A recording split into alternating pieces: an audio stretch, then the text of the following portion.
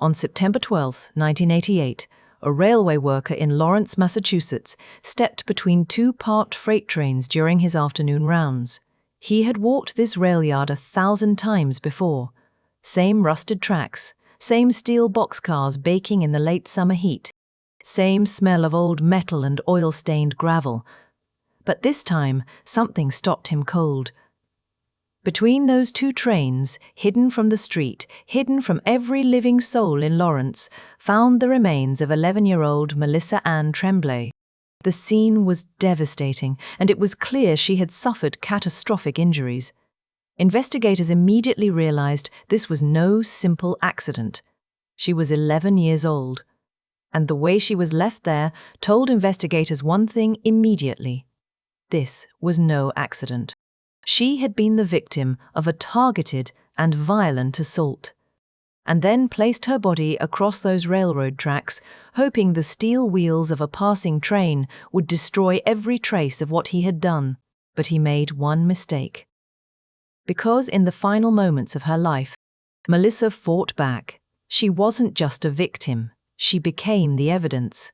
She scratched her attacker, she clawed at his skin, and she trapped his secrets beneath her fingernails, a piece of him buried under the nails of an 11-year-old girl that nobody would find for decades, that nobody would understand for decades, that would sit in an evidence locker, silent and waiting, for 35 long years, while the man who did this walked free. He woke up every morning, he ate his meals, he went to work, he laughed with friends, he slept in a warm bed at night. For 35 years, he lived his life as if Melissa Tremblay never existed. But she did exist, and the secret she carried beneath her fingernails was ticking like a clock, waiting for the day the world would finally be ready to hear what she had been trying to say all along. This is that story, and it begins with a little girl who just wanted someone to pay attention. Lawrence, Massachusetts. 1988. A tired, working-class city sitting on the banks of the Merrimack River. The kind of place where men came home from factories with grease on their hands and aching backs. Where women hung laundry on clotheslines between apartment buildings. Where kids played on cracked sidewalks until the streetlights came on. People in Lawrence didn't have much, but they had their routines, they had their neighborhoods, and they had this unspoken belief that nothing truly terrible could happen here. But in the south end of the city, past the busy stretch of Andover Street, past the strip malls and the corner markets, the Boston and Maine rail yard spread out like a graveyard of forgotten steel. 8 tracks wide at its broadest point, rows and rows of empty boxcars, some sitting there for weeks, their paint peeling, their doors hanging open.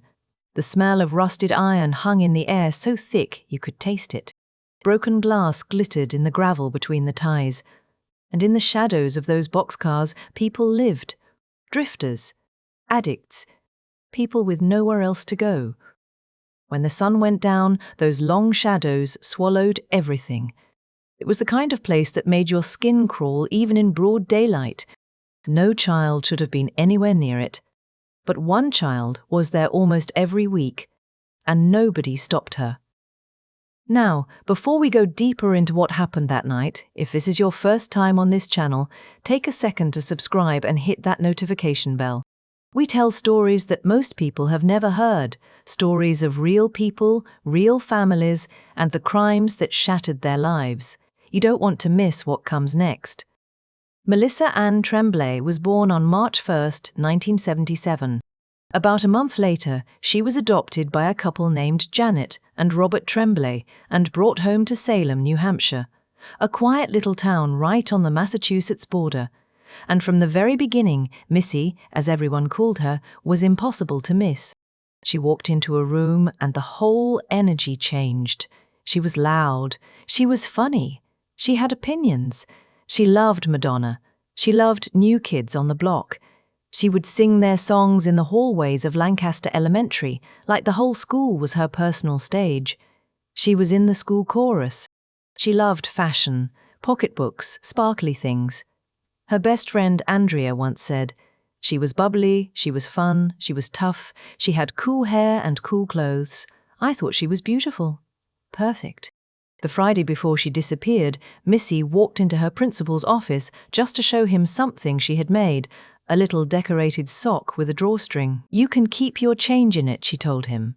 That was Missy, always creating, always sharing, always reaching out for connection with anyone who would give her a moment of their time. But what most people didn't see was what happened when the school day ended. Because in 1986, Melissa's parents divorced. She was 9 years old, she stayed with her mom, Janet, and slowly, quietly, the ground beneath her started to crack. Janet was struggling, she started drinking, she started disappearing. A school guidance counselor later said that Melissa was being left alone at home at night, and the child was unhappy about it. The Boys and Girls Club became her second home. She went there 5 nights a week, not because she wanted to, because she had no other choice. Some nights, Janet didn't even bother to arrange a ride home. The staff had to track her down just to figure out how to get this little girl back to her own house safely. She was 11 years old, and already the people who were supposed to protect her had stopped paying attention.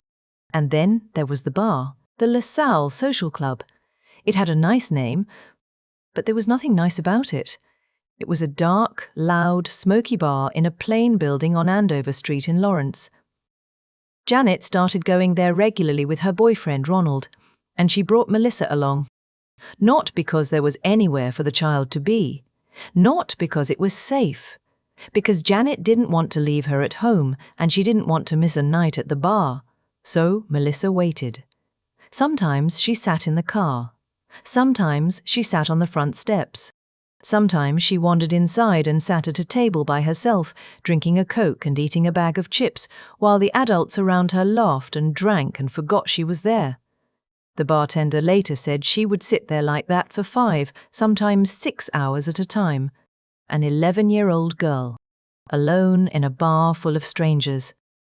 While her mother was one more drink away from remembering she had a daughter sitting 10 feet behind her.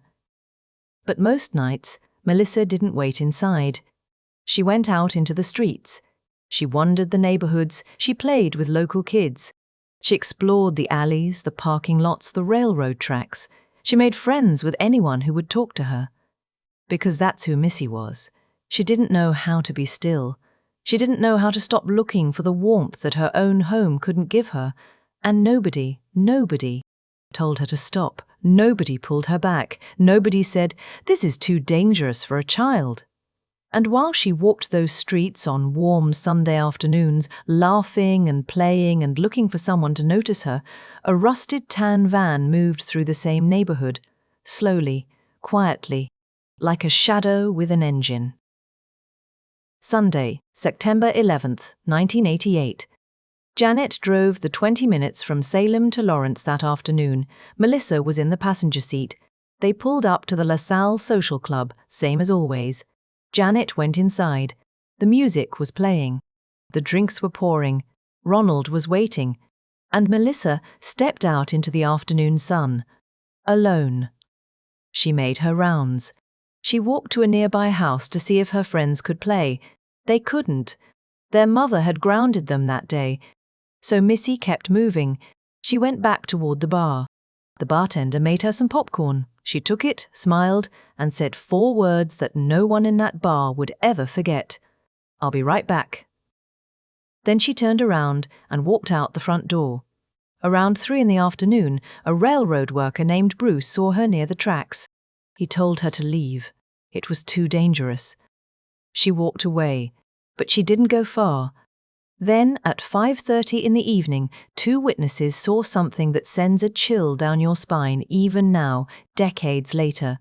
They saw Melissa, standing at the corner of Andover and Parker Streets, talking to a man sitting in a van, a tan van, covered in patches of heavy rust. The man behind the wheel was big, unkempt, dark complexion, dark hair, a shadow of heavy stubble across his face, but not quite a beard. He sat there in that van, window down, talking to an 11-year-old girl in high-top sneakers, and nobody walked over. Nobody called the police. Nobody said a word, and by the time anyone thought to look for her again, Melissa was gone. 9 o'clock that night. Janet finally realized her daughter hadn't come back. She left the bar. She started searching, calling Missy's name into the dark, checking the streets, checking the alleys, checking the tracks. But the streets were empty now. The laughter was gone. There was nothing but silence. At 9 p.m., she called the Lawrence Police Department. "My daughter is missing." She went home that night and sat in the dark, hoping, praying, telling herself that Missy had just wandered too far, that she had fallen asleep at a friend's house, that she would walk through the door any minute now with that big smile on her face. She never did. Monday afternoon. September 12th, Detective Thomas Murphy was sitting in the public library when his radio broke the silence. His sergeant. Short message. No details. Just, "Get to the rail yard, now." He didn't ask questions. He got in his cruiser, crossed the Merrimack River, and drove south. 2 miles.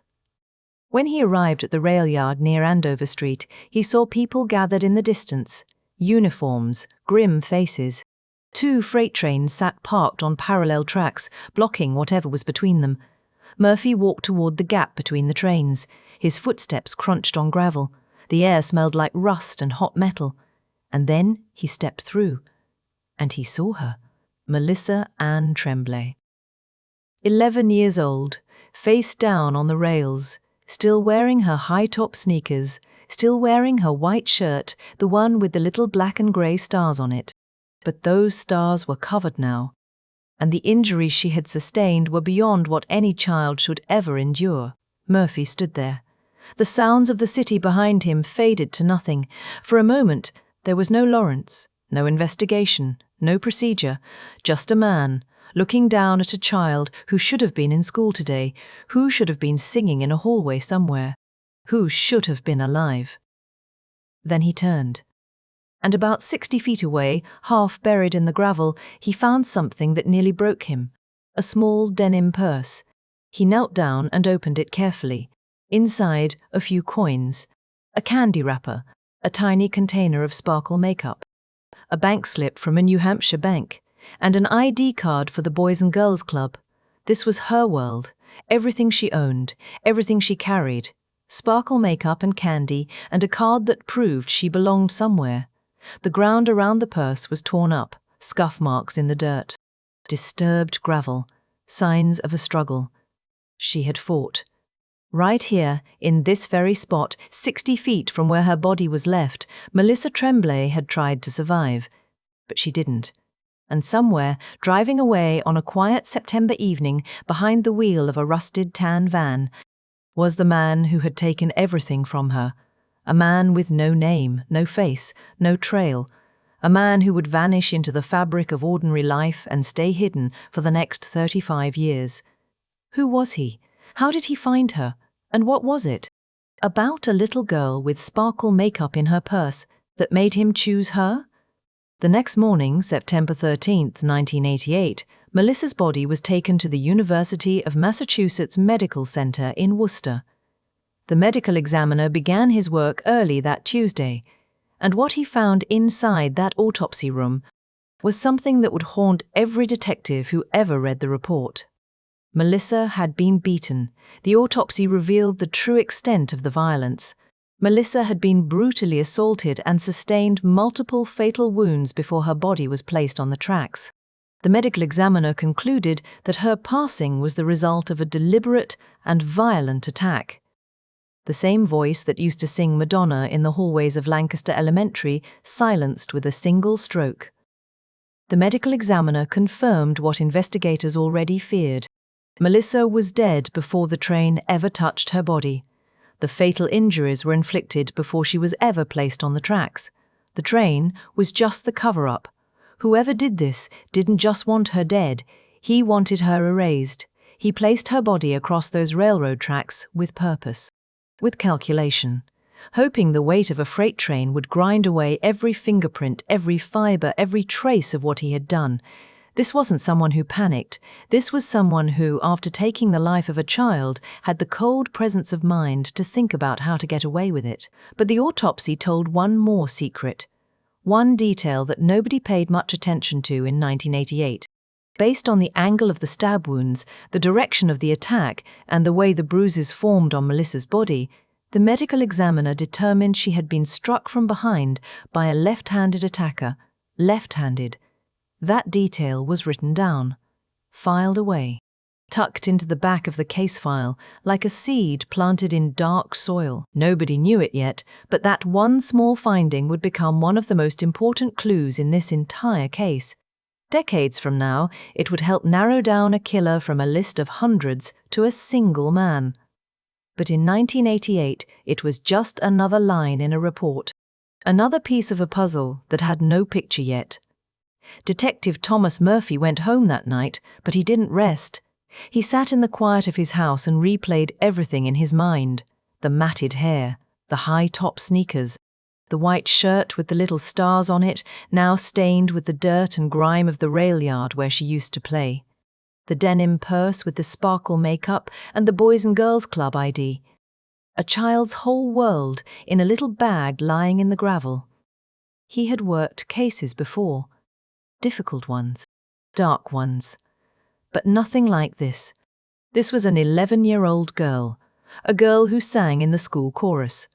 A girl who made crafts out of socks and gave them to adults just to see them smile. A girl who had been let down by everyone around her, and then taken by a stranger in the worst possible way. Murphy made a promise to himself that night. He was not going to let this case go. He was going to find whoever did this, no matter how many doors he had to knock on, no matter how many dead ends he had to walk through. Melissa Tremblay was not going to become a name that people forgot.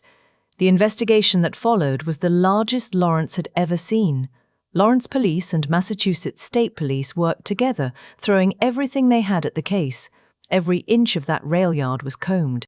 Officers walked the tracks on their hands and knees, searching for anything, a footprint, a thread, a cigarette butt, a drop of something that didn't belong. They checked every boxcar. They checked every parking lot. They searched the area around the LaSalle Social Club. They went to Lancaster Elementary and Salem and spoke with teachers and staff. They fanned out across the neighborhoods of South Lawrence, knocking on doors one by one, asking the same questions again and again. Did you see anything that Sunday? Did you hear anything unusual? Do you know anyone? Who drives a tan-colored van? The van. It kept coming back to the van. That rusted tan van sitting at the corner of Andover and Parker Streets around 5:30 on the evening Melissa vanished. 2 witnesses had seen her there, talking to a man through the open window. Big, unkempt, dark complexion, dark hair, heavy stubble crawling across his jaw. They remembered the van clearly, the faded tan paint, the rust eating through the body panels like a disease. But they couldn't give a license plate, they couldn't say where it came from, and they couldn't say where it went. Detectives ran vehicle registrations, they checked databases, they put out public appeals. But that van might as well have been a ghost.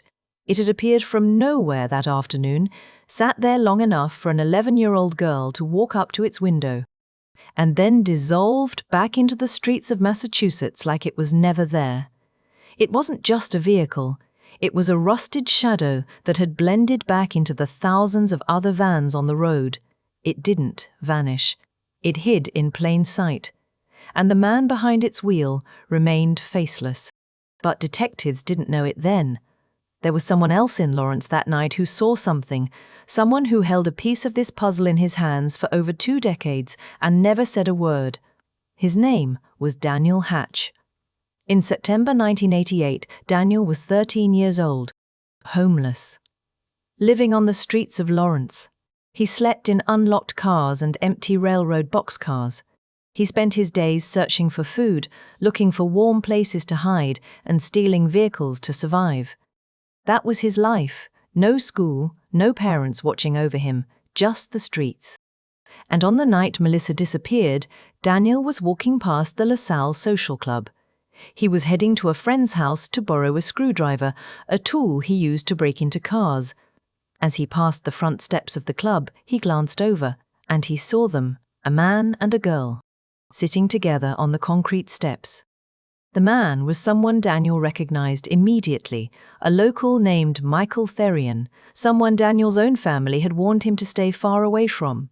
And the girl was young, about 11 years old. Daniel kept walking. But about 10 minutes later, he saw them again.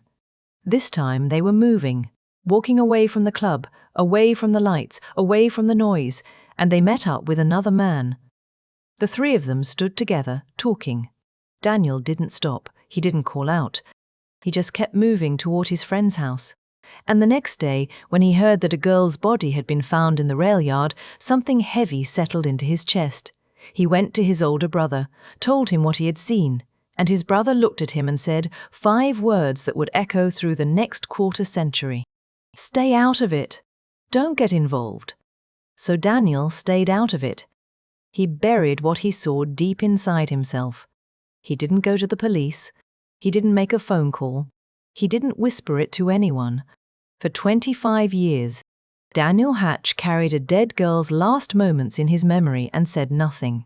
It wasn't until 2013, when Daniel was arrested in Lawrence on unrelated charges, that he finally opened his mouth.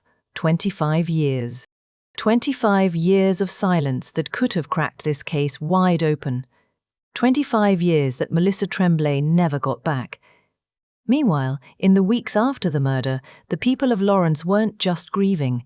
They were angry, and their anger needed a target. They found one, Janet Tremblay, the mother who brought her 11-year-old daughter to a bar on a Sunday afternoon and let her roam the streets of South Lawrence while she drank with her boyfriend inside. The questions were sharp and unforgiving.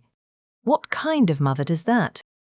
What kind of parent lets a child wander near railroad tracks for hours?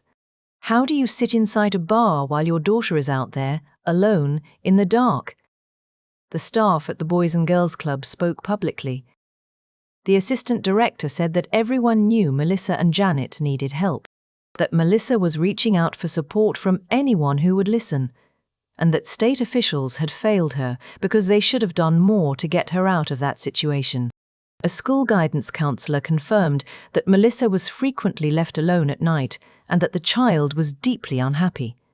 The picture that formed was devastating.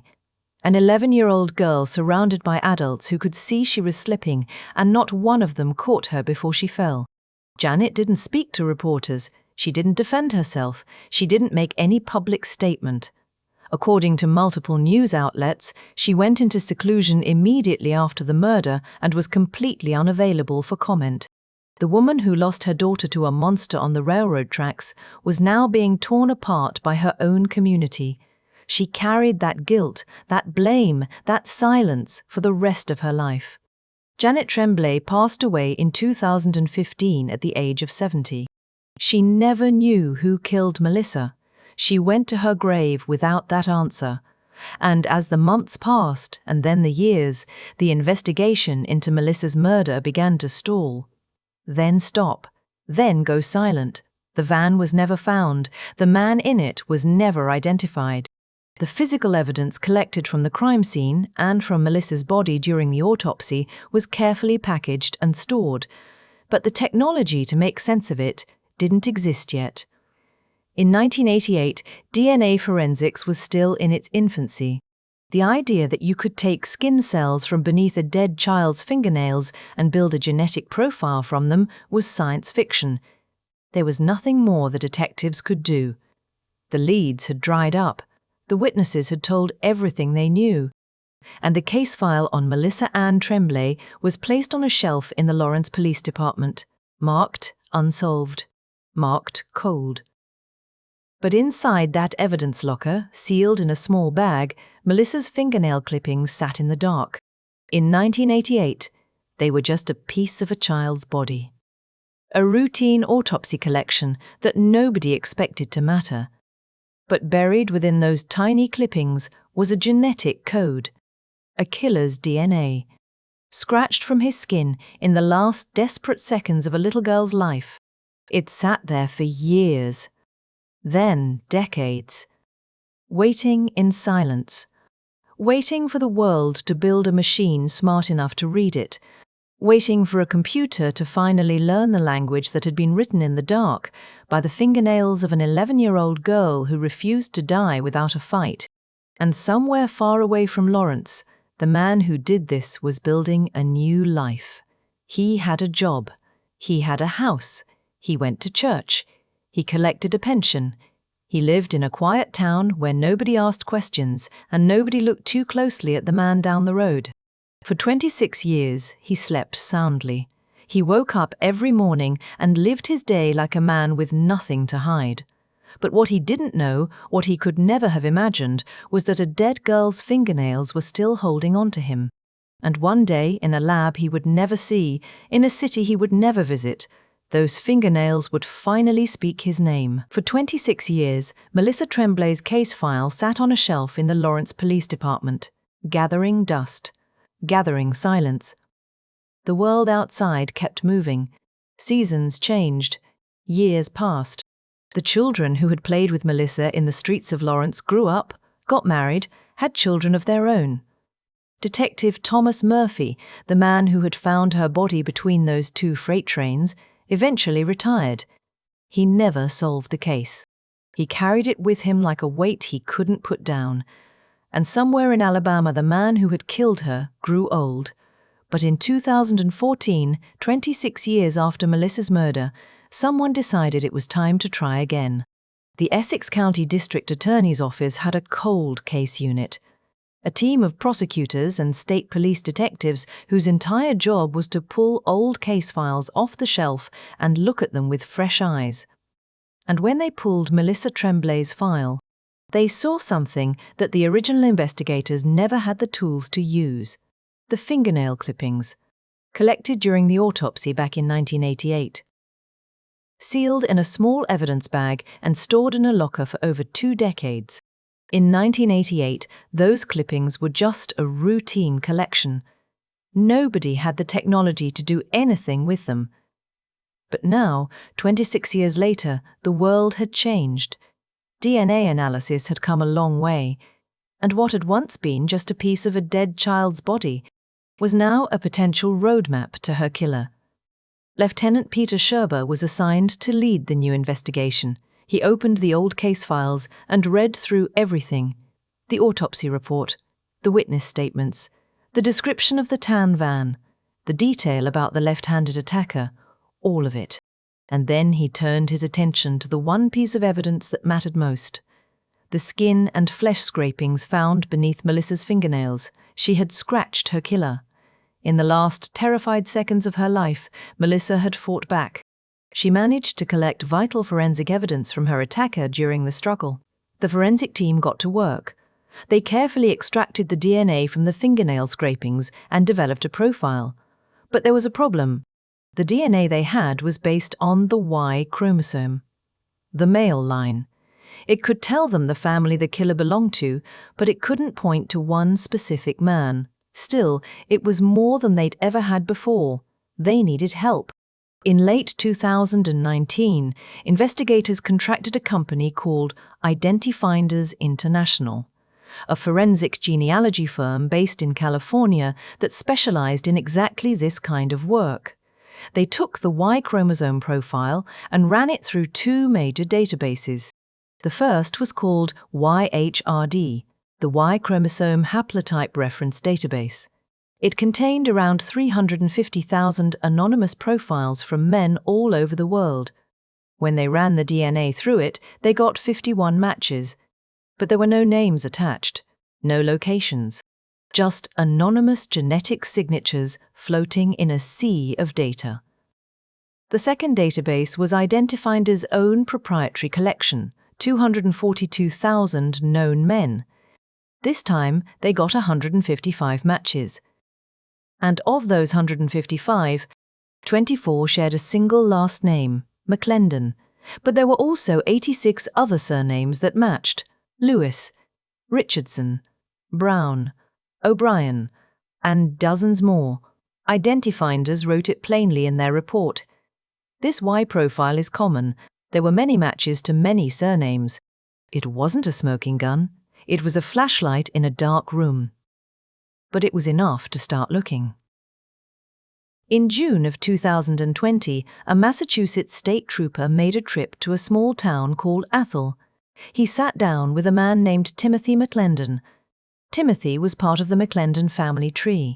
Investigators asked him questions. Where were you in 1988? Did you ever live in Massachusetts? Do you have any connection to Lawrence? Timothy cooperated. But the conversation didn't lead anywhere concrete. What it did do was open a door. The investigators now had a family to focus on, and they began tracking down every male McClendon who had ever set foot in Massachusetts. Checking records, checking addresses, checking criminal histories. Looking for anyone with a connection to Lawrence in the fall of 1988. And then they found him, Marvin Carlton McClendon Jr., also known as Skip. Born July 3, 1947. 74 years old, living on 80 acres of family land in a small town called Bremen, Alabama. A quiet man in a quiet place, far from Lawrence, far from Massachusetts, far from the railroad tracks where Melissa Tremblay had been found 33 years earlier. On paper, he looked like just another retiree. But when investigators started pulling the threads of his life apart, the picture that formed was anything but ordinary. Marvin had grown up in Tewksbury, Massachusetts.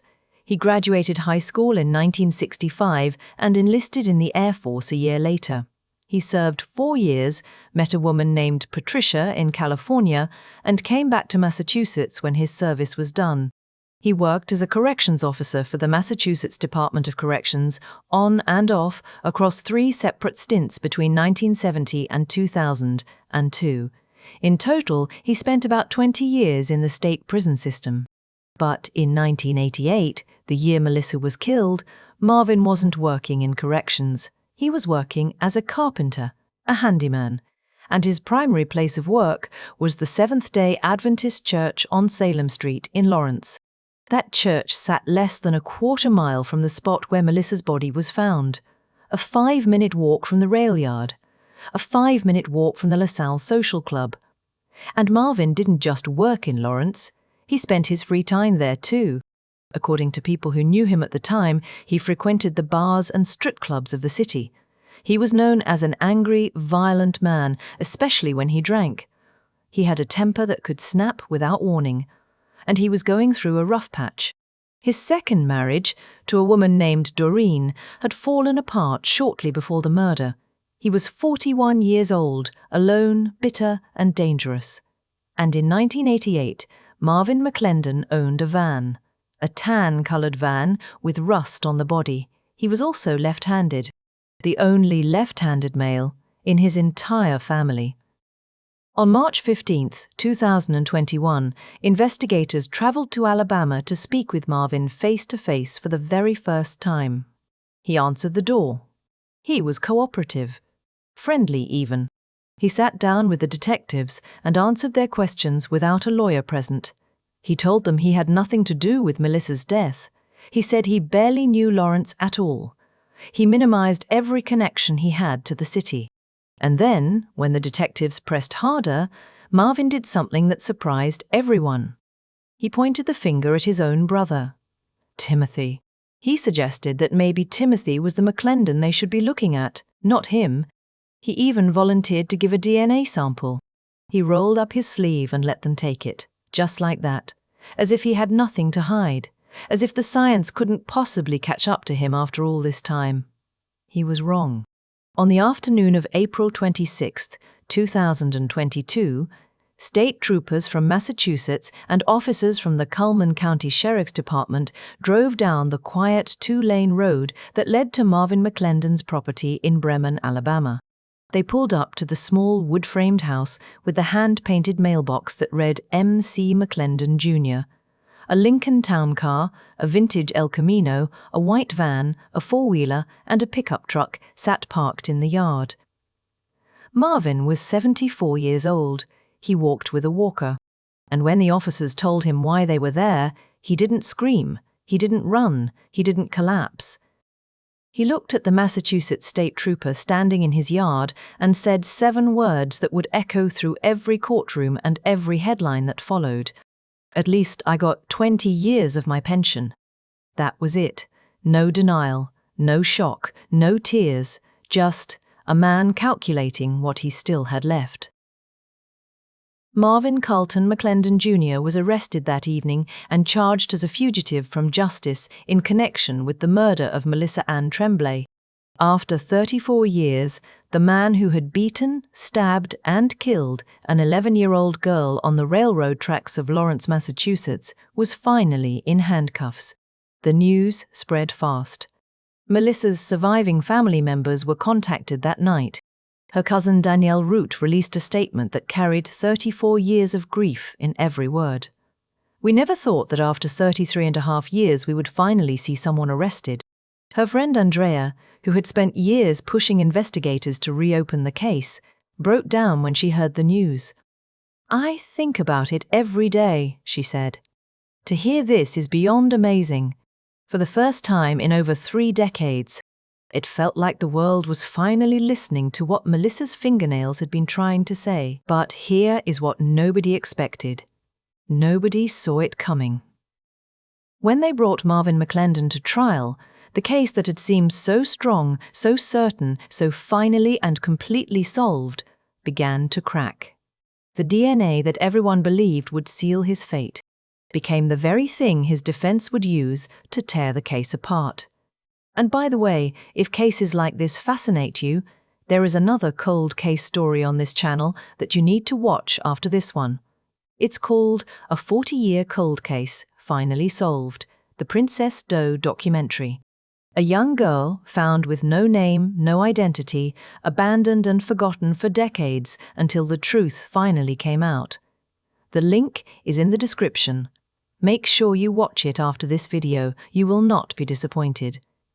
But right now, we are far from finished with Melissa's story, because what happened inside that courtroom nobody was ready for. December 7th, 2023, Salem Superior Court, Massachusetts. Marvin McClendon, now 76 years old, was wheeled into the courtroom. He moved slowly, using a walker, his body frail and bent with age. He sat down next to his defense attorney, Henry Fassold, and stared straight ahead with a blank expression. The same man who prosecutors said had beaten and stabbed an 11-year-old girl 35 years ago now looked like someone's grandfather, fragile, quiet, harmless.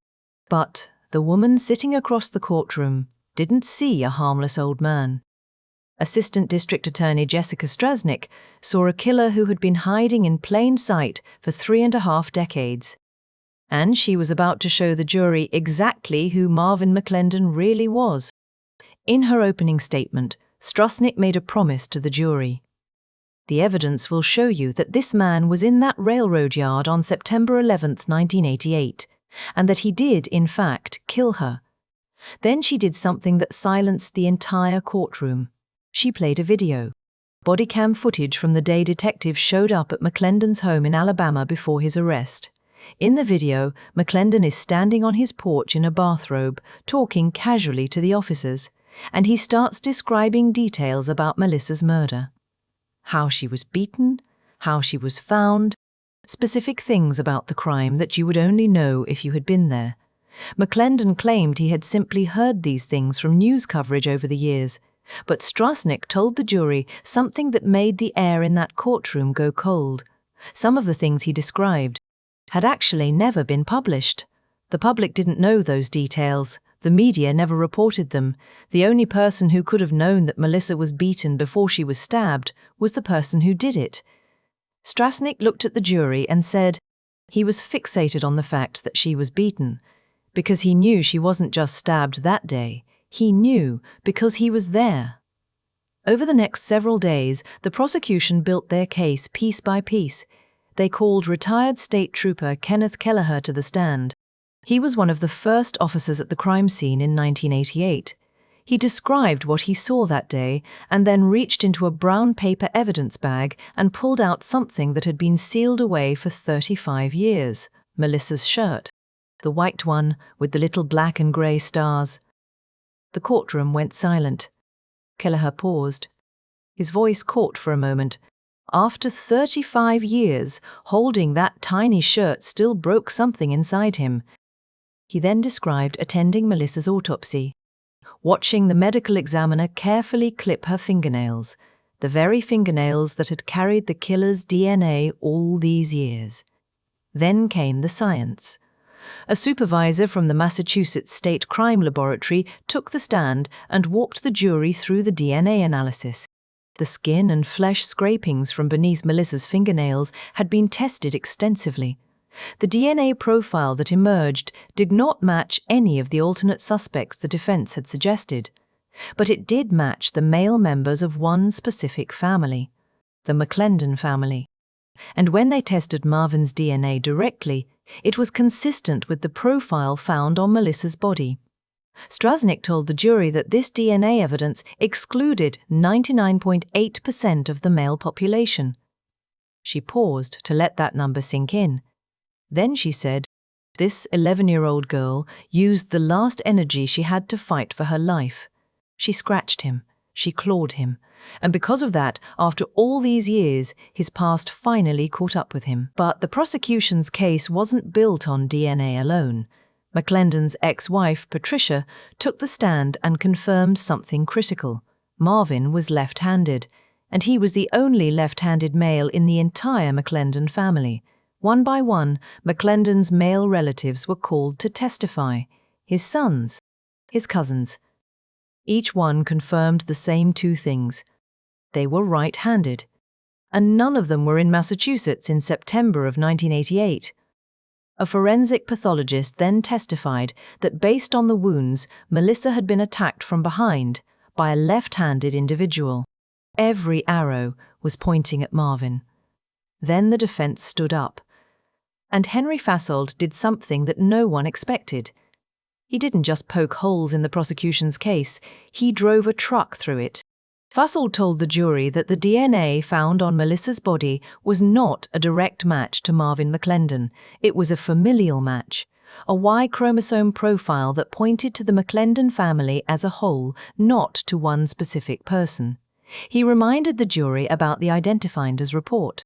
155 matches across multiple databases, 24 with the last name McClendon, but 86 other surnames too. This profile, Fasold argued, was common. It could belong to hundreds of men. He challenged the prosecution's claim that the DNA came from beneath Melissa's fingernails, arguing there was no solid proof of exactly where on the body the sample had been collected. He brought in his own expert witnesses. A forensic pathologist named Jennifer Lippman reviewed the autopsy photos and told the jury she could not determine whether the attacker struck from the front or behind, and she had no opinion on whether the attacker was left-handed or right-handed. Then, a genetics expert, Dr. Frederick Bieber, told the jury something that shook the room. Every single person sitting in this courtroom has between 800 and 2,000 living relatives. The implication was devastating for the prosecution. If the DNA profile was that common, it could belong to any number of men, not just Marvin. Fasold looked at the jury and delivered his closing argument with absolute certainty. His crime is his last name, McClendon. He is innocent. He wasn't there. This crime has not been solved. Not one person in this courtroom knows who killed Melissa Tremblay. The jury began deliberating on December 19th, 5 days before Christmas. They deliberated for 5 to 7 hours each day. Friday. Then the weekend passed. Christmas fell on Monday. The jurors had 3 days away from the courtroom. They came back on Tuesday, the day after Christmas, and deliberated for another 7 hours. And then on Wednesday morning, December 27th, after 32 total hours of deliberation, they sent a note to the judge. They were deadlocked. They could not reach a unanimous verdict. Judge Jeffrey Karp declared a mistrial. The courtroom erupted.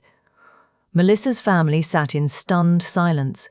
Andrea, her childhood friend who had pushed for years to reopen this case, said one word to reporters outside: devastated. The prosecution announced immediately that they would retry McClendon. They still believed in their evidence. They still believed they had the right man. But the damage was done. The case that was supposed to deliver justice after 35 years had cracked right down the middle, and now Marvin McClendon would face a jury again. Same courtroom, same judge, same lawyers, but this time a critical piece of evidence would be missing, and that missing piece would change everything. 10 months later, October 2024, Salem Superior Court, same building, same hallways, same courtroom where the first trial had ended in silence and heartbreak. Judge Jeffrey Karp was back on the bench. Jessica Strasnick was back at the prosecution table. Henry Fassold was back beside his client.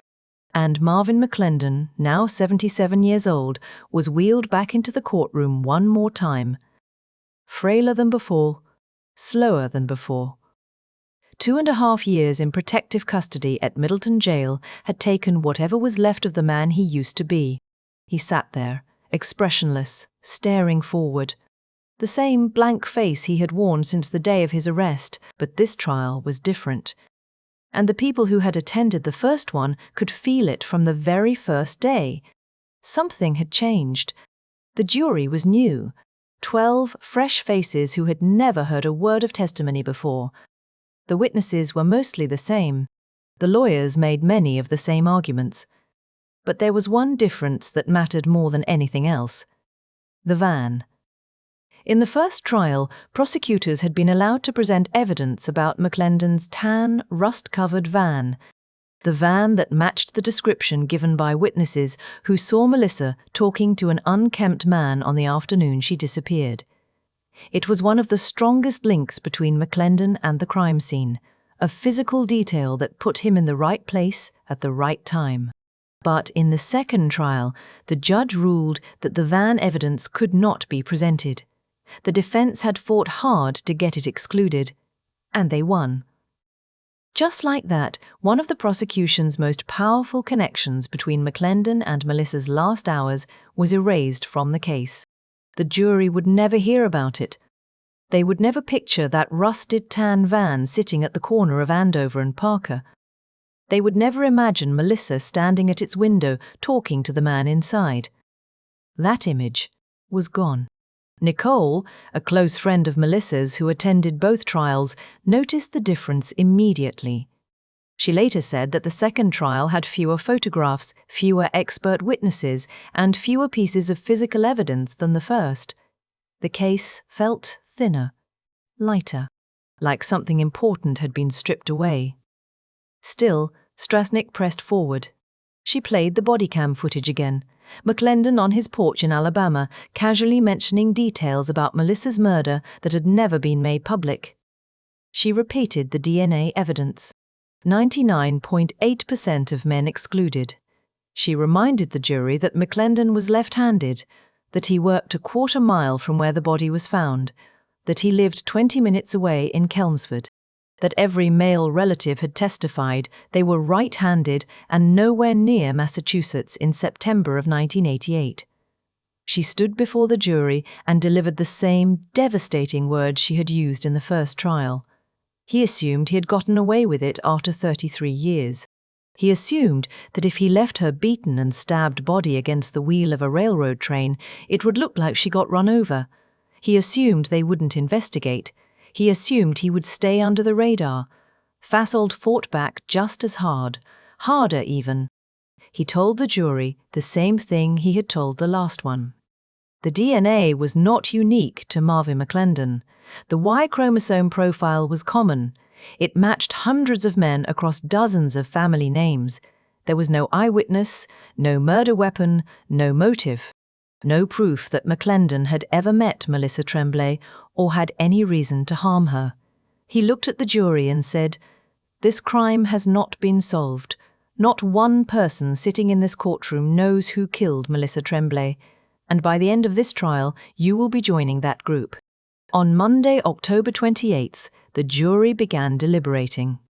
Day after day they sat in that room, reviewing evidence, discussing, debating, arguing. The hours piled up, and on the 5th day of deliberations, they sent a note to the judge. They were deadlocked. Again. Just like the first jury. Unable to agree, Judge Karp read the note and told them to continue. Go back, try again, one more day. The next morning, the jury returned to the deliberation room, and sometime that afternoon they reached a verdict, unanimous. The courtroom filled. McClendon was wheeled back in. The families took their seats. The lawyers stood. And the foreperson read the verdict out loud. Not guilty. 2 words. That was it. 2 words that landed like a hammer on the hearts of everyone who had loved Melissa Tremblay. 2 words that erased 35 years of waiting. 2 words that sent a 77-year-old man back to Alabama and sent an 11-year-old girl's case back into the darkness. McClendon's attorney released a statement.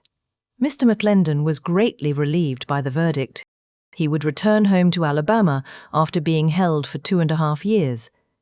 The Essex County District Attorney said he was disappointed, but respected the jury's work. My thoughts are with the family of Melissa Ann Tremblay, he said, who have suffered greatly due to the crime that took her life. But it was the family's words that cut the deepest. They released a statement that carried every ounce of 36 years of pain. The DNA was Missy's way of trying to tell us who killed her. As she was being attacked, she fought for her life and got his DNA under her fingernails, so that we would be able to get a match and make the person pay for his crime. While he was found not guilty in a court of law, he will ultimately pay for his crime on the final judgment day before God. Melissa's friend Andrea, the girl who had looked up to Missy as a child, who had pushed investigators for years to reopen the case, who had sat through 2 trials watching a frail old man deny everything, said something simple but unforgettable. She was sunshine. She was always happy to see me, always ready to go on an adventure. She had such a love for life and curiosity that was adorable and endearing. I miss her. I still think about these moments and I miss her. Melissa Ann Tremblay was born on March 1, 1977. She was adopted 1 month later by parents who would eventually fall apart. She grew up in a small town, sang Madonna songs in the school hallways, made crafts out of decorated socks, and spent her evenings at the Boys and Girls Club because she had nowhere else to go. On September 11, 1988, she walked out of a bar in Lawrence, Massachusetts, told the bartender she would be right back, and disappeared into the streets of South Lawrence for the last time. She was found the next day on the railroad tracks, beaten, stabbed, left there by a man who thought the world would forget. But the world didn't forget. Melissa's case is still open, the forensic evidence still exists in the archives, and the Lawrence Police Department is still asking anyone at all, who has information about what happened that night to come forward. Missy Tremblay was 11 years old. She had sparkle makeup in her purse, stars on her shirt, and a fighter's spirit buried in her fingernails. She deserved a life. She deserved answers. And somewhere out there, someone still knows what happened on those tracks. The question is, will they ever speak up? Or will Melissa have to keep waiting, like she has been, for the last 36 years? Now I want to hear from you. After everything you just heard, do you believe Marvin McClendon was the one who killed Melissa? Do you think the DNA evidence should have been enough for a conviction? And if he didn't do it, then who did? Drop your thoughts in the comments below. Let's talk about this. Because Melissa's story isn't over. Not yet.